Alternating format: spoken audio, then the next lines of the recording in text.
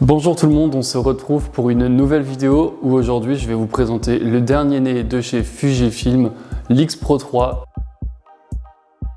Le petit boîtier APS-C avec le capteur dernière génération, la quatrième génération, capteur CMOS 26 millions de mégapixels. En soi, le boîtier, toujours la même ergonomie que le X Pro 2 avec le capot et le dessous, la semelle en titane. Le boîtier a nettement été amélioré pour un renforcement de l'humidité et la résistance à la poussière. Celui-ci est doté de 2 slots SD. Son autonomie a aussi largement été améliorée. On peut pousser jusqu'à 400-440 prises de vue. Il est aussi doté d'une prise USB-C pour shooter connecté ou le recharger directement, ça c'est chouette. Son autofocus a été largement amélioré. En rafale, on peut monter à 11 images secondes en mécanique et à 30 images secondes en électronique. C'est quand même assez impressionnant. En termes de vidéo, on est bien sûr sur de la 4K 30 images secondes. On peut faire en Full HD 60 images secondes. Il est aussi doté de la fonction du suivi de l'œil, c'est aussi une petite révolution. Mais ce qui est bien aussi sur ce boîtier, c'est son ergonomie. C'est revu par rapport à l'X Pro 2, notamment l'écran.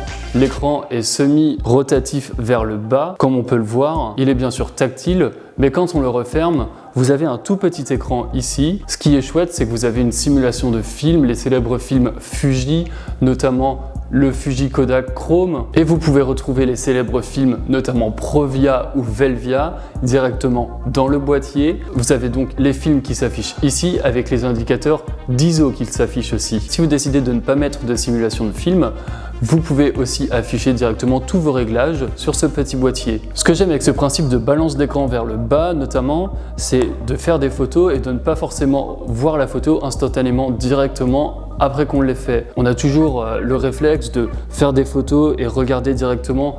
Là, cette fois, on fait les photos, on fait nos photos et après, on voit après nos prises de vue directement, on tourne l'écran et on regarde toutes nos vues. Et ça, c'est chouette et c'est un gain de temps, je trouve, personnellement. C'est une autre façon de travailler qui est plutôt agréable. En soi, sinon, le boîtier est de même ergonomie que l'X Pro 2. On retrouve les mêmes mollets sur le dessus. Le viseur toujours à gauche, ce célèbre viseur à gauche qui est plutôt, je trouve, assez agréable. Il a été amélioré puisque c'est un viseur OLED. Donc franchement, que du positif.